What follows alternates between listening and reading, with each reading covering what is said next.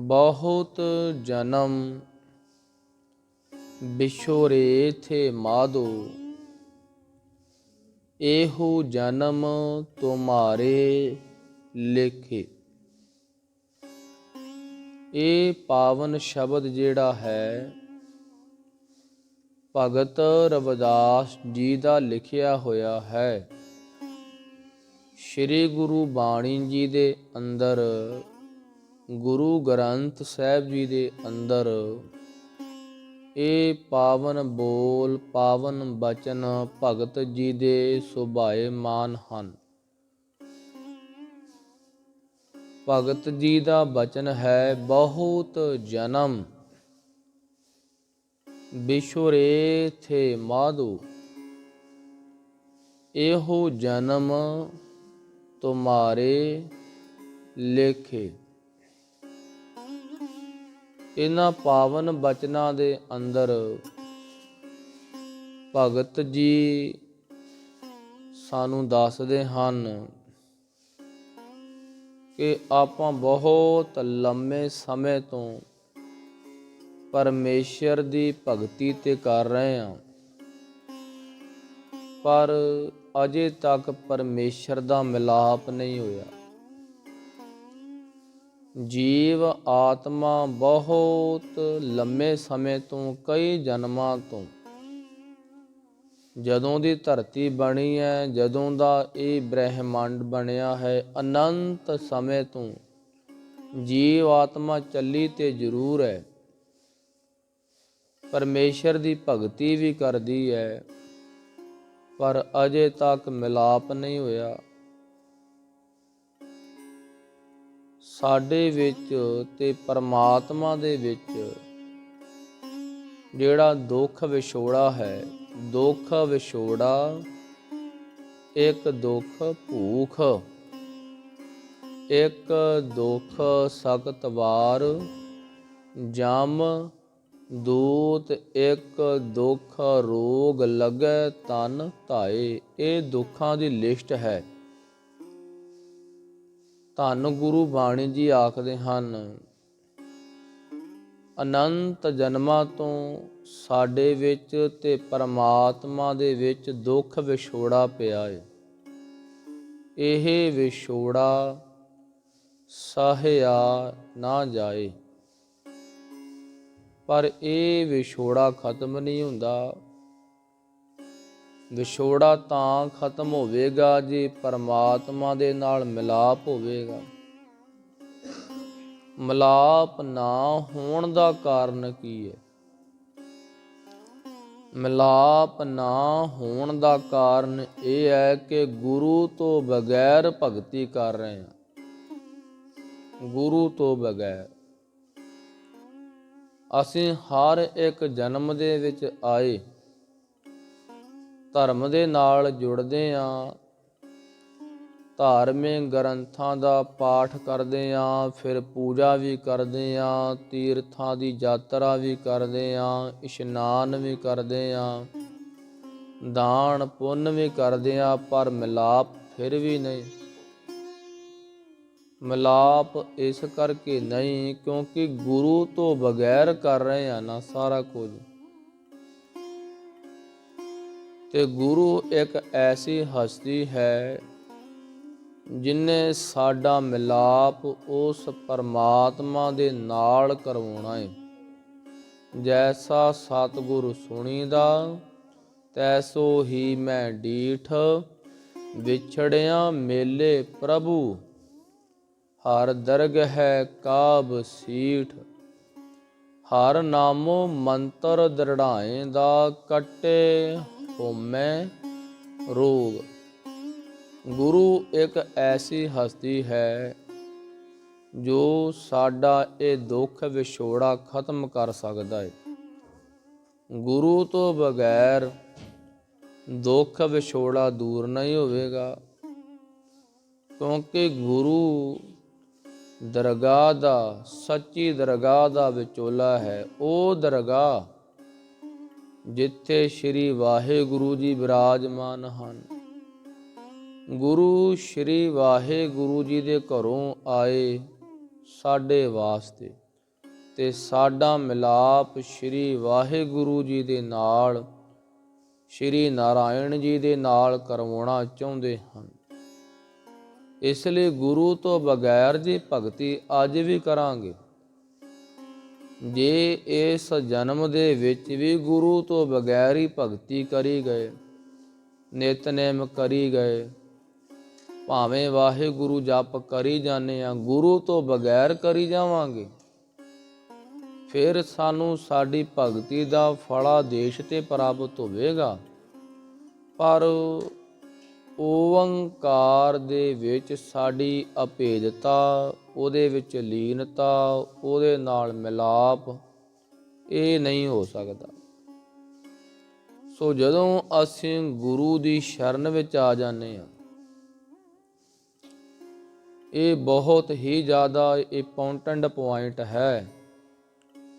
ਜਦੋਂ ਅਸੀਂ ਗੁਰੂ ਦੀ ਸ਼ਰਨ ਵਿੱਚ ਆ ਜਾਂਦੇ ਹਾਂ, ਗੁਰੂ ਸਾਨੂੰ ਗਿਆਤ ਕਰਵਾਉਂਦਾ ਹੈ ਕਿ ਮਿਲਾਪ ਨਾ ਹੋਣ ਦਾ ਕਾਰਨ ਕੀ ਹੈ।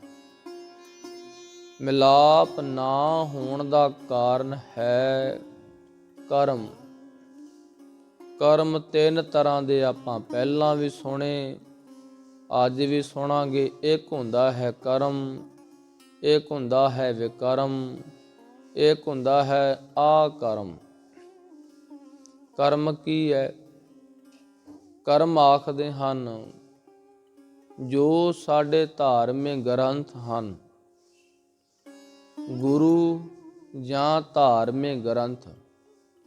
ਜਦੋਂ ਅਸੀਂ ਧਾਰਮਿਕ ਗ੍ਰੰਥ ਨੂੰ ਪੜ੍ਹਦੇ ਹਾਂ, ਸਤਿਗੁਰ ਦੀ ਬਾਣੀ ਪੜ੍ਹਦੇ ਹਾਂ, ਕੋਈ ਸਹਿਜ ਪਾਠ ਕਰਦਾ ਏ, ਕੋਈ ਨਿਤਨੇਮ ਕਰਦਾ ਏ, ਗੁਰੂ ਨਾਲ ਅਸੀਂ ਜੁੜੇ ਹਾਂ, ਰਿਸ਼ਤਾ ਬਣ ਗਿਆ ਗੁਰੂ ਨਾਲ। ਗੁਰੂ ਨਾਲ ਰਿਸ਼ਤਾ ਜੋੜਨ ਦੇ ਬਾਵਜੂਦ ਵੀ ਅਸੀਂ ਗੁਰੂ ਨੂੰ ਸਮਝਿਆ ਨਹੀਂ, ਫਿਰ ਵੀ ਸੰਸਾਰ ਦੇ ਵਿੱਚ ਹੀ ਸਾਡੀ ਭਾਵਨਾ ਰਹੀ ਹੈ। ਗੁਰੂ ਸਾਡੇ ਵਿੱਚ ਇਸ ਕਰਕੇ ਆਇਆ ਕਿ ਉਹ ਸਾਨੂੰ ਸੰਸਾਰ ਵਿੱਚੋਂ ਕੱਢਣਾ ਚਾਹੁੰਦਾ ਹੈ। ਪਰਮਾਤਮਾ ਦੇ ਨਾਲ ਮਿਲਾਪ ਇਸ ਕਰਕੇ ਨਹੀਂ ਕਿਉਂਕਿ ਸੰਸਾਰ ਵਿੱਚ ਫਸੇ ਹਾਂ। ਦੋ ਹੀ ਤੇ ਲੋਕ ਹਨ, ਇੱਕ ਸੰਸਾਰ ਹੈ, ਇੱਕ ਨਿਰੰਕਾਰ ਹੈ। ਤੇ ਜੇ ਨਿਰੰਕਾਰ ਤੱਕ ਜਾਣਾ ਚਾਹੁੰਦੇ ਹਾਂ, ਸੰਸਾਰ ਵਿੱਚੋਂ ਆਸਕਤੀ ਖਤਮ ਕਰਨੀ ਪਵੇਗੀ। ਸੰਸਾਰ ਦਾ ਮੋਹ ਤਿਆਗਣਾ ਪੈਂਦਾ ਹੈ, ਸੰਸਾਰ ਦਾ ਮੋਹ। ਤੇ ਜੇ ਗੁਰੂ ਨਾਲ ਰਿਸ਼ਤਾ ਜੋੜ ਕੇ ਵੀ ਸੰਸਾਰ ਦੇ ਨਾਲ ਹੀ ਰਿਸ਼ਤਾ ਬਣਾ ਛੱਡਿਆ, ਸੰਸਾਰ ਨੂੰ ਤਿਆਗਣ ਦਾ, ਇੱਥੋਂ ਨਿਕਲਣ ਦਾ ਖਿਆਲ ਨਾ ਆਇਆ, ਤੇ ਫਿਰ ਉਹ ਕਰਮ ਬਣ ਜਾਂਦਾ ਹੈ ਕਿ ਵਾਰ-ਵਾਰ ਕਰਮਾਂ ਦੇ ਵਿੱਚ ਜੀ ਫਸੀ ਜਾਂਦਾ ਹੈ। ਜਿਉਂ-ਜਿਉਂ ਕਰਮ ਕਰੀ ਜਾਵਾਂਗੇ, ਇੱਥੇ ਫਸੀ ਜਾਵਾਂਗੇ, ਇੱਥੇ ਵਾਰ-ਵਾਰ ਆਉਣਾ ਪਵੇਗਾ। ਤੇ ਜਦੋਂ ਅਸੀਂ ਗੁਰੂ ਨਾਲ ਜੁੜ ਕੇ ਸੰਸਾਰ ਨੂੰ ਛੱਡਣ ਦਾ ਖਿਆਲ ਬਣਾ ਲਿਆ, ਪੱਕਾ ਇਰਾਦਾ ਬਣਾ ਲਿਆ ਕਿ ਸੰਸਾਰ ਵਿੱਚੋਂ, ਇਸ ਮੋਹ ਮਾਇਆ ਜਾਲ ਵਿੱਚੋਂ ਨਿਕਲ ਕੇ ਤੇ ਗੁਰੂ ਦੇ ਦੇਸ਼ ਦੇ ਵਿੱਚ ਜਾਣਾ, ਜਿਹੜਾ ਸਤਿਗੁਰ ਦਾ ਦੇਸ਼ ਹੈ। ਸਤਿਗੁਰ ਦਾ ਦੇਸ਼ ਹੈ ਸੱਚਖੰਡ।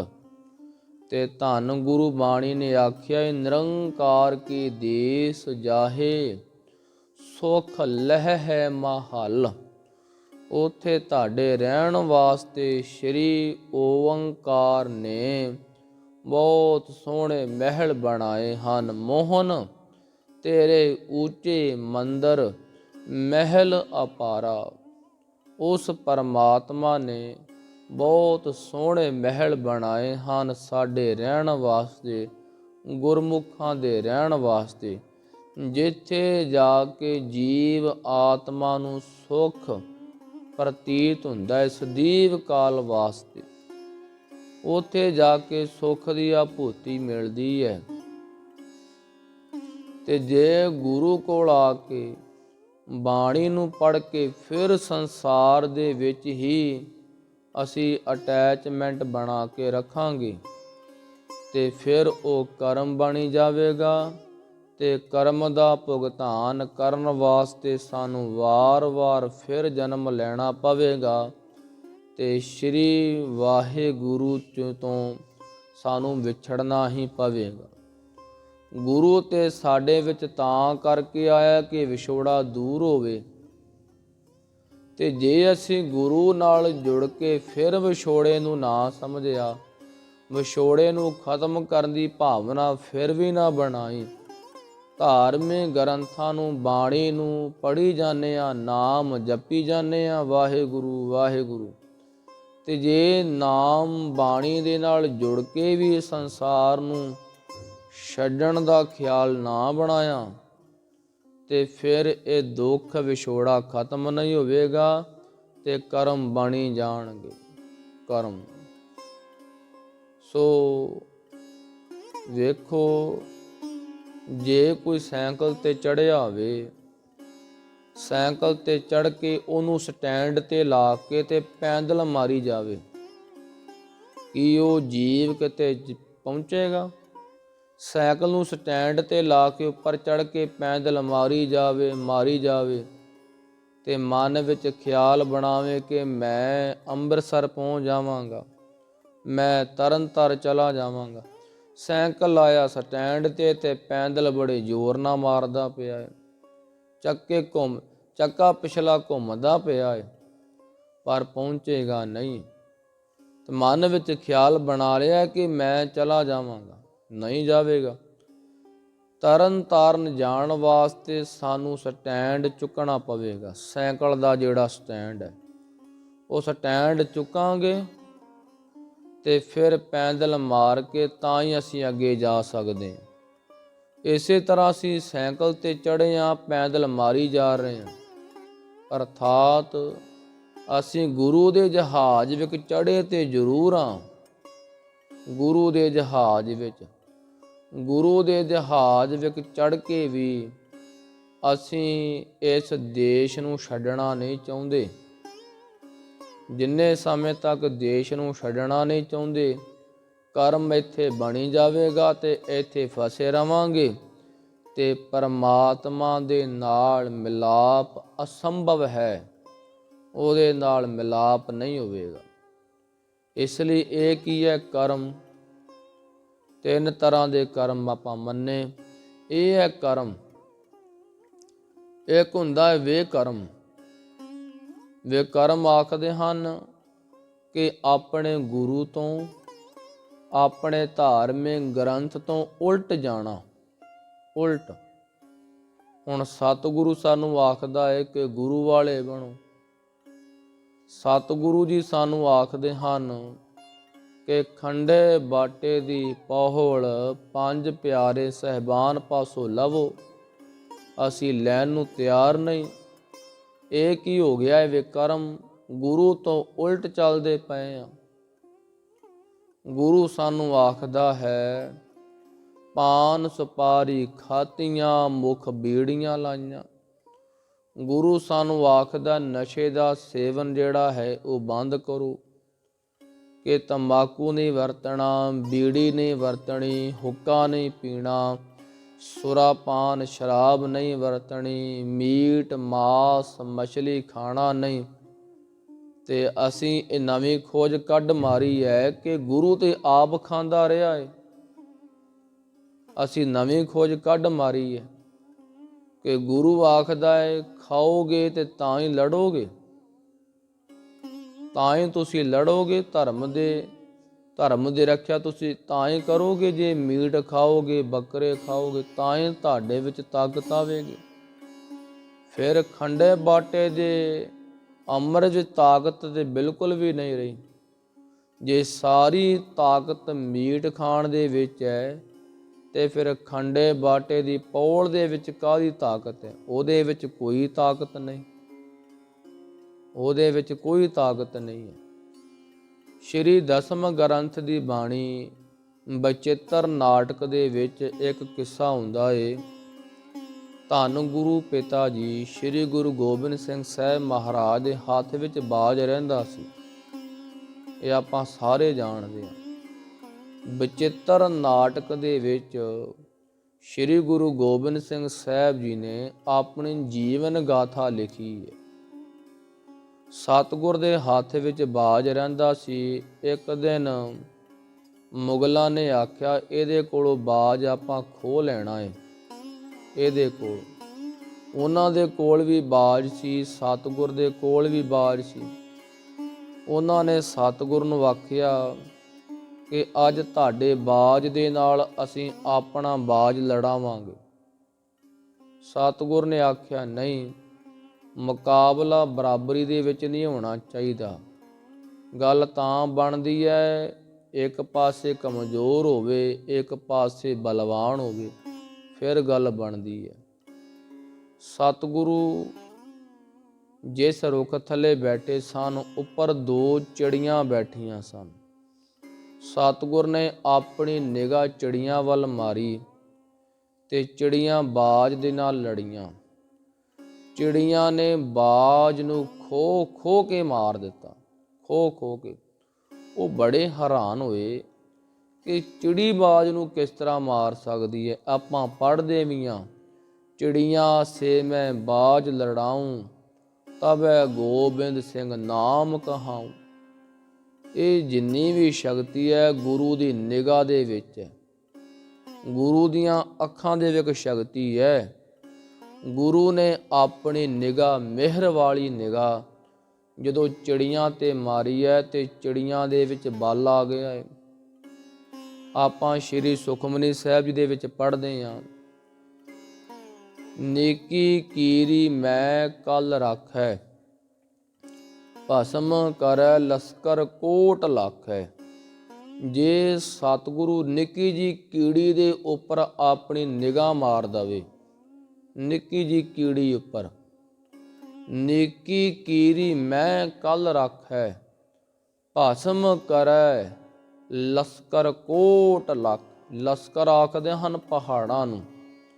ਜੇ ਸਤਿਗੁਰੂ ਨਿੱਕੀ ਜੀ ਕੀੜੀ ਦੇ ਉੱਪਰ ਆਪਣੀ ਨਿਗਾਹ ਮਾਰ ਦਵੇ, ਉਹ ਨਿੱਕੀ ਜੀ ਕੀੜੀ ਕਰੋੜਾਂ ਪਹਾੜਾਂ ਨੂੰ, ਪਰਬਤਾਂ ਨੂੰ ਤਬਾਹ ਕਰ ਸਕਦੀ ਹੈ।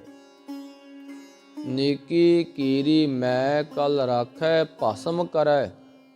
ਭਸਮ ਆਖਦੇ ਹਨ ਤਬਾਹੀ ਮਚਾ ਦੇਣੀ। ਭਸਮ ਕਰੈ ਲਸਕਰ, ਲਸਕਰ ਆਖਦੇ ਹਨ ਪਹਾੜਾਂ ਨੂੰ, ਕੋਟ ਆਖਦੇ ਹਨ ਕਰੋੜਾਂ ਨੂੰ। ਭਸਮ ਕਰੈ ਲਸਕਰ ਕੋਟ ਲਾਖੈ, ਲੱਖਾਂ ਨੂੰ, ਕਰੋੜਾਂ ਪਰਬਤਾਂ ਨੂੰ ਉਹ ਨਿੱਕੀ ਜੀ ਕੀੜੀ ਤਬਾਹ ਕਰ ਸਕਦੀ ਹੈ। ਇਸ ਕਰਕੇ ਕਿਰਪਾ ਕਿੱਥੇ ਹੈ? ਗੁਰੂ ਦੀ ਨਿਗਾਹ ਦੇ ਵਿੱਚ। ਗੁਰੂ ਦੀ ਨਿਗਾਹ ਵਿੱਚ ਸਾਰੀ ਤਾਕਤ ਹੈ। ਇਸ ਲਈ ਗੁਰੂ ਤੋਂ ਉਲਟ ਅਸੀਂ ਜਾ ਰਹੇ ਹਾਂ, ਗੁਰੂ ਦੀ ਬਾਣੀ ਤੋਂ ਇੱਕਦਮ ਉਲਟ। ਇਹਨੂੰ ਆਖਦੇ ਹਨ ਵਿਕਰਮ। ਤੇ ਜਦੋਂ ਅਸੀਂ ਵਿਕਰਮ ਕਰਦੇ ਹਾਂ, ਗੁਰੂ ਦੇ ਸਿਧਾਂਤ ਤੋਂ, ਗੁਰੂ ਦੀ ਬਾਣੀ ਤੋਂ ਉਲਟ ਚੱਲਾਂਗੇ। ਗੁਰੂ ਨੇ ਇਹ ਜਿਹੜੀ ਇਮਾਰਤ ਬਣਾਈ ਹੈ, ਜਿੱਥੇ ਆਪਾਂ ਬੈਠਦੇ ਹਾਂ, ਜਿੱਥੇ ਅਖੰਡ ਪਾਠ ਸਾਹਿਬ ਕਰਵਾਉਂਦੇ ਹਾਂ, ਜਿੱਥੇ ਗੁਰੂ ਦੇ ਪੁਰਬ ਆਪਾਂ ਮਨਾਉਂਦੇ ਹਾਂ, ਜਿੱਥੇ ਸਵੇਰੇ ਸ਼ਾਮ ਬਾਣੀ ਪੜ੍ਹਦੇ ਹਾਂ, ਜਿੱਥੇ ਸਵੇਰੇ ਸ਼ਾਮ ਦੱਸਿਆ ਜਾਂਦਾ ਹੈ ਭਾਈ ਨਾਮ ਨਾਲ ਜੁੜ ਜਾਓ। ਗੁਰੂ ਨੇ ਇਹ ਜਿਹੜੀ 4 ਦੀਵਾਰੀ ਬਣਾਈ ਹੈ, ਇਹ ਨਾਮ ਜਪਣ ਵਾਸਤੇ ਬਣਾਈ ਹੈ। ਇੱਥੇ ਨਾਮ ਜਪਾਂਗੇ ਤੇ ਈਸ਼ਵਰ ਦੀ ਪ੍ਰਾਪਤੀ ਹੋਵੇਗੀ। ਇਹ 4 ਦੀਵਾਰੀ ਬਣਾਈ ਹੈ ਨਾਮ ਜਪਣ ਵਾਸਤੇ। ਅਸੀਂ ਇਹਨੂੰ ਬਣਾ ਲਿਆ ਏ ਆਪਣੇ ਕਾਰੋਬਾਰ ਵਾਸਤੇ ਤੇ ਆਪਸੀ ਵਿਚਾਰਾਂ ਕਰਨ ਵਾਸਤੇ, ਆਪਸੀ ਝਗੜਿਆਂ ਵਾਸਤੇ ਇਹਨੂੰ ਬਣਾ ਲਿਆ ਹੈ। ਉਹ ਗੁਰੂ ਤੋਂ ਉਲਟ। ਇਹਨੂੰ ਆਖਦੇ ਹਨ ਵਿਕਰਮ। ਇੱਕ ਹੁੰਦਾ ਹੈ ਕਰਮ, ਇੱਕ ਹੁੰਦਾ ਹੈ ਵਿਕਰਮ। ਜਿਹੜਾ ਵਿਕਰਮ ਹੈ ਗੁਰੂ ਤੋਂ ਇੱਕਦਮ ਉਲਟ। ਗੁਰੂ ਤੋਂ ਉਲਟ ਜਾਵਾਂਗੇ ਤਾਂ ਵੀ ਈਸ਼ਵਰ ਦੀ ਪ੍ਰਾਪਤੀ ਨਹੀਂ ਹੋਵੇ, ਭਾਵੇਂ ਕਿੰਨੀ ਵੀ ਤੀਖਣ ਬੁੱਧੀ ਸਾਡੇ ਕੋਲ ਹੋਵੇ।